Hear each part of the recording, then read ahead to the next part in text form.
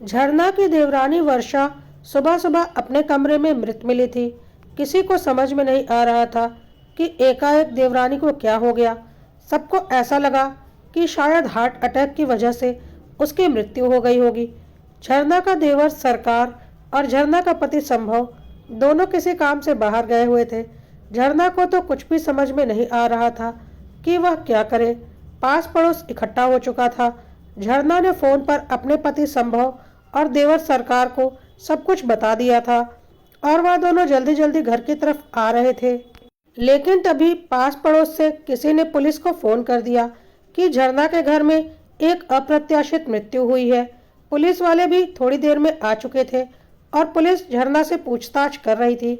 झरना को कुछ भी नहीं पता था और उसने बोला कि रात में हम दोनों ठीक ठाक से खाना पीना खाकर अपने अपने कमरे में सो गए थे और सुबह वर्षा मृत मिली। घर में कोई भी नहीं है, सास ससुर गुजर चुके हैं। बस हम दोनों देवरानी जेठानी अपने अपने पतियों के साथ इस घर में रहते हैं। मेरे दोनों बच्चे अपनी नानी के घर गए हुए हैं। तब तक झरना के बच्चे भी अपने नाना नानी के साथ पहुंच चुके थे और झरना की माँ जोर जोर से रो रही थी, जिसे देखकर पुलिस वाले हैरान हो रहे थे कि झरना की माँ वर्षा के मरने पर इतना क्यों रो रही है। तब झरना ने बताया वर्षा उसकी देवरानी तो थी ही, साथ ही साथ वर्षा